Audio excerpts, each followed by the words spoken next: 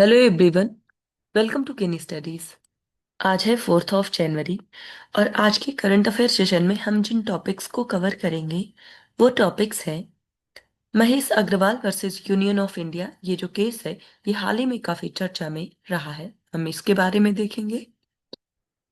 Then हम देखेंगे हाल ही में रिलीज हुई एक book, economic empowerment of Bharat in the Modi era.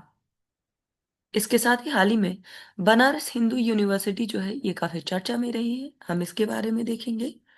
Then हम देखेंगे बैडमिंटन वर्ल्ड फेडरेशन के बारे में कि हाल ही में कौन इसकी चेयरमैन नियुक्त हुई हैं। देन हम देखेंगे परम रुद्रा सुपर कंप्यूटर के बारे में। केव फॉरवर्ड नेशनल पार्क के बारे में देखेंगे कि ये चर्चा में क्यों है और कहाँ स्थित है। और लास्ट में हम देखेंगे इंटरनेशनल सिविल एविएशन ऑर्गेनाइजेशन के बारे में। तो शुरू करते हैं आज का first question. Which Supreme Court judgment clarified that facing criminal proceedings does not automatically prevent a person from holding or renewing a passport in India? हाल ही में सुप्रीम कोर्ट ने अपने किस फैसले में यह स्पष्ट किया है कि आपराधिक कार्रवाई का सामना करने से किसी व्यक्ति को भारत में पासपोर्ट रखने या नवीनीकृत करने से स्वतः ही नहीं रोका जा सकता। आपके ऑप्शंस हैं Navtej Singh Johar versus Union of India, second Mahesh Agarwal versus Union of India, third Shreya Singhal versus Union of India, या फिर Kesavananda Bharati versus state of Kerala. आपको बताना है कि हाल ही में सुप्रीम कोर्ट ने ये जो जजमेंट दिया है ये किस केस के आधार पर दिया है।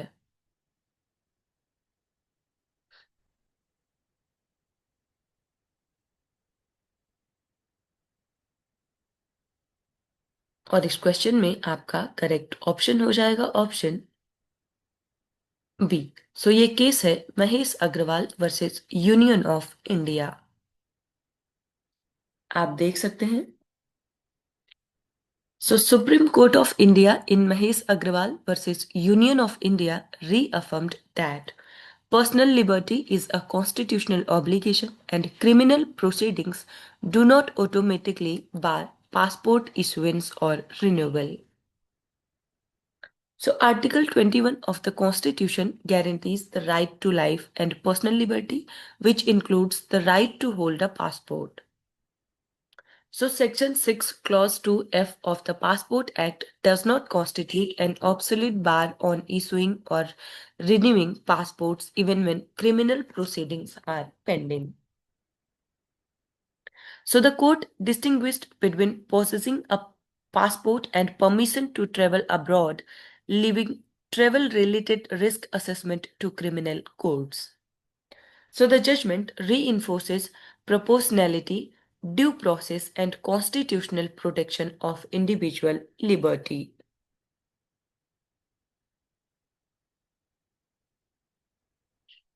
बढ़ते हैं नेक्स्ट क्वेश्चन की ओर।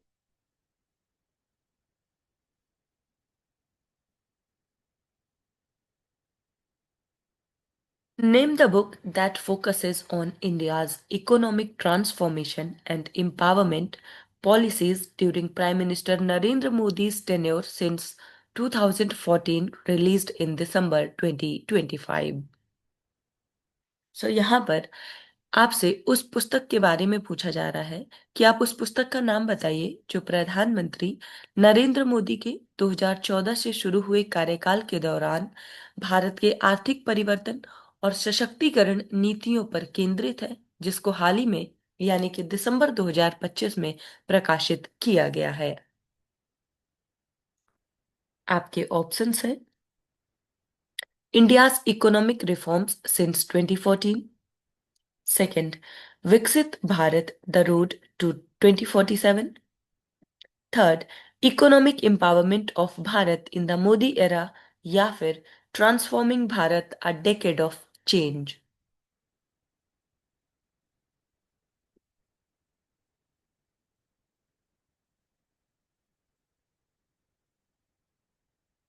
आपको उस पुस्तक का नाम बताना है जो प्रधानमंत्री मोदी के 2014 से शुरू हुए कार्यकाल के दौरान भारत के आर्थिक परिवर्तन और सशक्तिकरण नीतियों पर केंद्रित है।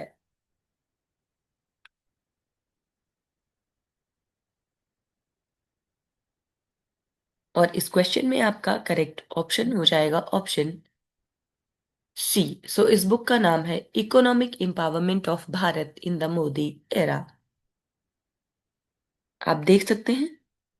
So the book Economic Empowerment of Bharat in the Modi Era was released on 24th of December at the Vice President's Enclave, New Delhi. So it examines India's economic transformation since 2014 under Prime Minister Narendra Modi. And this book is authored by Professor Sikandar Kumar, a Rajya Sabha member of Parliament. And the release event was presided over by the Vice President CP Radha Krishnan. So major reforms जो इस book में highlight किए गए हैं वो है goods and services tax to create a unified national market, then insolvency and bankruptcy code to strengthen credit discipline, and then there is direct benefit transfer for efficient and transparent welfare delivery. So आप ध्यान रखेंगे, हाल ही में चर्चा में रही ये जो book है economic empowerment of Bharat in the Modi era, इसको लिखा है प्रोफेसर सिकंदर कुमार ने।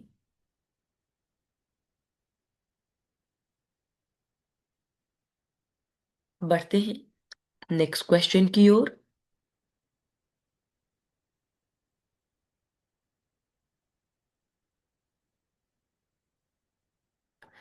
The world's first systematic molecular classification of oral cancer aimed at guiding precision therapy has been developed by the researchers from which institution? यहाँ पर आपसे ये पूछा जा रहा है कि सटीक उपचार को निर्देशित करने के उद्देश्य से मुख कैंसर का विश्व का पहला व्यवस्थित आणविक वर्गीकरण किस संस्थान के शोधकर्ताओं द्वारा विकसित किया गया है? आपके ऑप्शंस हैं Tata memorial centre, second Banaras Hindu university, third Indian council of medical research, या फिर all India institute of medical sciences new Delhi, जिसे हम एम्स न्यू दिल्ली के नाम से जानते हैं।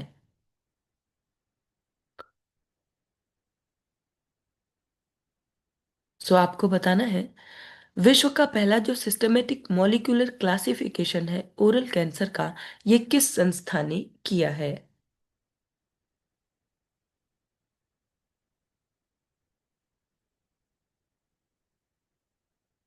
और इस क्वेश्चन में आपका करेक्ट ऑप्शन हो जाएगा ऑप्शन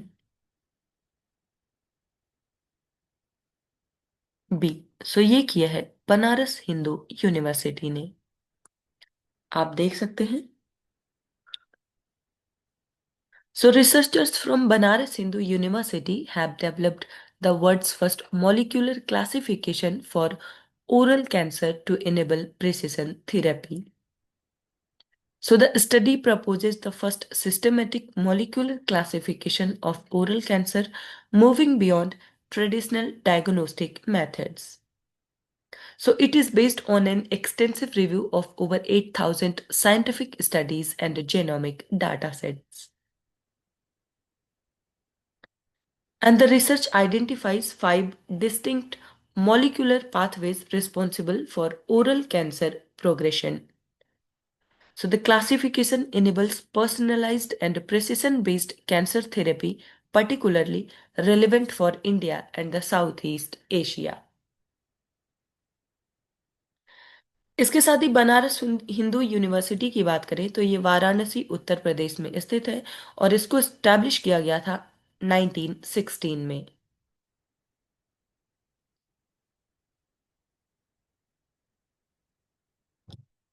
बढ़ते हैं नेक्स्ट क्वेश्चन की ओर।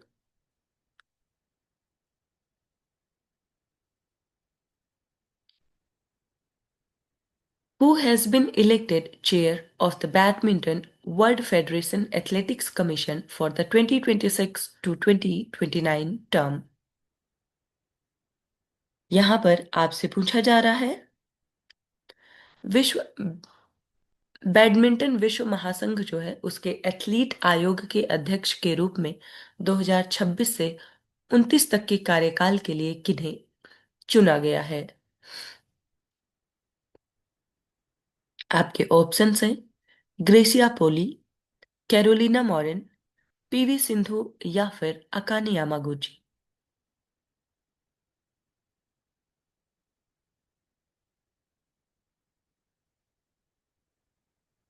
आपको बताना है, बैडमिंटन विश्व महासंघ का जो एथलीट आयोग है उसके अध्यक्ष के रूप में 2026 से 29 तक के लिए किसको नियुक्त किया गया है?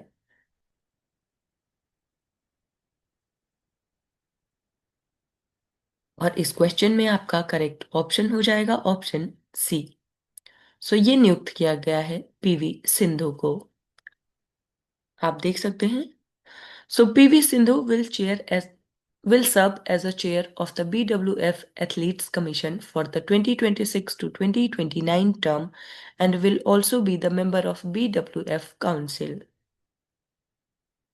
So she has been associated with the BWF Athletes Commission since 2017, representing athletes' interest at the global level. Gracia Poli served as the chair of the Athletes Commission in the previous term. Sindhu is also set to lead India at the 2026 Badminton Asia Team Championship to be held in Qingdao, China. So P V Sindhu की बात करें तो she is two time Olympic medallist and former world champion in badminton. इसके साथ ही BWF athletes commission की बात करें तो ये एक बॉडी है under the badminton world federation जो कि रिप्रेजेंट करती है the voice of players in decision making. So it advises the BWF council on matters affecting athletes world wide.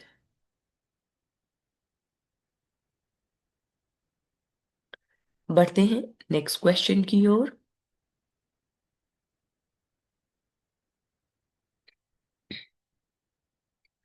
Which institution inaugurated Bihar's first supercomputer Param under the National Supercomputing Mission? तो यहां पर आपसे पूछा जा रहा है, राष्ट्रीय super computing mission के अंतर्गत बिहार के पहले सुपर कंप्यूटर परम रुद्रा का उद्घाटन किस संस्थान ने किया है? आपके ऑप्शंस हैं IIT Patna, NIT Patna, AIIMS Patna या फिर ऑल ऑफ द अबव।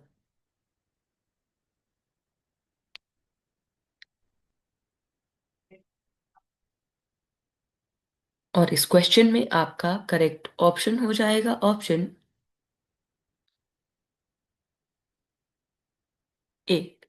सो जो बिहार का पहला सुपर कंप्यूटर परम रुद्रा है उसको इनॉग्रेट किया गया है IIT पटना में। आप देख सकते हैं, IIT Patna inaugurated Bihar first super computer जिसका नाम है Param Rudra, marking a major milestone under the national super computing mission. So Param is Bihar's first supercomputer and the first installed in any institute or government office in the state. So the facility has been established under the National Supercomputing Mission and it will strengthen high performance computing and advanced research capabilities in the region. And the supercomputer will support students, faculty and researchers in solving complex scientific problems. इसके साथ ही national super computing mission की बात करें तो इसको announce किया गया था 2015 में with an aim to connect national academic and research and development institutions with a grid of more than 70 high performance computing facilities. और इसका जो टेन्योर था वो 7 years का था।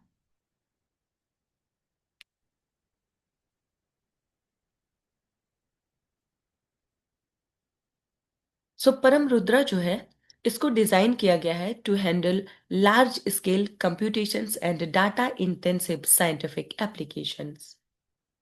So it will enable research in areas requiring advanced simulations and complex modeling. So आप ध्यान रखेंगे, बिहार का जो पहला सुपर कंप्यूटर है वो है परम रुद्रा, और इसको इनॉग्रेट किया है आईआईटी पटना ने. बढ़ते हैं नेक्स्ट क्वेश्चन की ओर.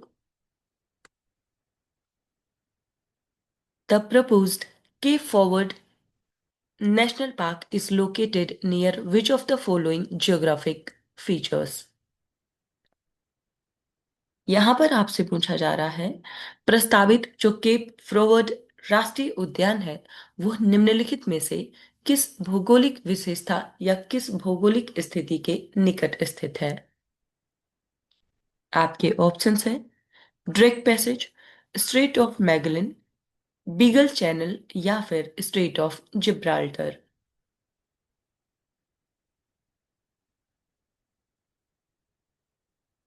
आपको बताना है, हाल ही में चर्चा में रहा जो केप फ्रॉवर्ड नेशनल पार्क है वो इनमें से किस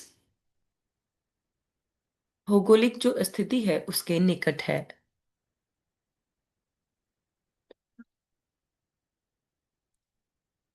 और इस क्वेश्चन में आपका करेक्ट ऑप्शन हो जाएगा ऑप्शन बी. सो ये स्थित है near the Strait of Magellan. आप देख सकते हैं. सो चिली ने प्लान किया है to establish Cape Forward National Park near the Strait of Magellan to protect around 1,50,000 hectares of the forests, peatlands, glaciers and coastal ecosystems. So Cape Froward lies close to the Strait of Magellan, a natural sea route between the Atlantic and Pacific Ocean. So Strait of Magellan जो है वो separate करता है mainland South America को from the Tierra del Fuego archipelago. इसके साथ ही Drake Passage की बात करें तो it lies south of the Cape Horn, not near Cape Forward, and the Beagle Channel is located further south near Tierra del Fuego. Then state of Gibraltar जो है it is located between the Europe and Africa.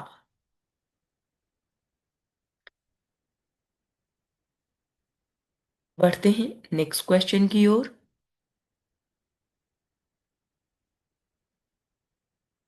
Consider the following statements regarding the International Civil Aviation Organization in India's role in it. यहां पर आपसे पूछा जा रहा है,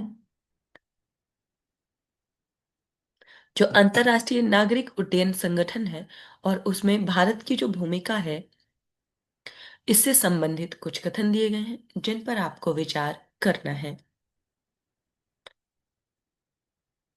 first statement है, the ICAO council is elected by the ICAO assembly and functions as the permanent executive body of the organization. Second statement है, the ICAO standards and recommended practices are legally binding on all member states without exception. And third, the No Country Left Behind initiative of ICAO focuses on assisting states with limited capacities to effectively implement ICAO SARPS. और यहां पर आपसे correct statements पूछे जा रहे हैं. आपको बताना है कि इंडिया के संबंध में जो इंटरनेशनल सिविल एविएशन ऑर्गेनाइजेशन है उससे संबंधित यहाँ पर कितने ऐसे या कौन से ऐसे स्टेटमेंट्स हैं जो कि करेक्ट हैं.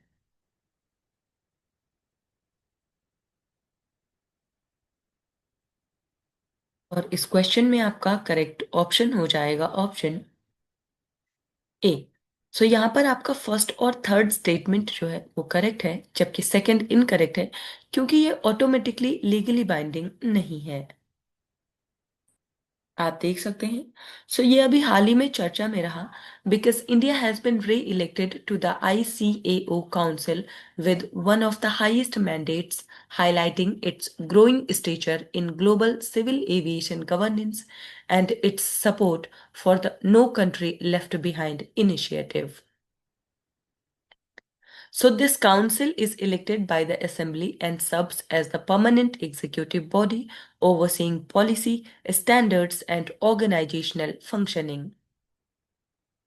So, ICAO का जो स्टैंडर्ड एंड recommended practices हैं, they are not automatically legally binding. States may file differences if they cannot fully comply. So the NCLB initiative aims to bridge implementation gaps by providing technical cooperation, training, and capacity building to developing states. इसके साथ ही ICAO यानी कि international Civil Aviation organisation की बात करें तो ये एक स्पेशलाइज्ड UN एजेंसी है जिसको स्टैब्लिश किया गया था by the Chicago Convention in 1944।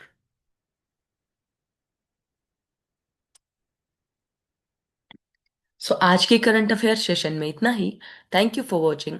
Do like share and subscribe.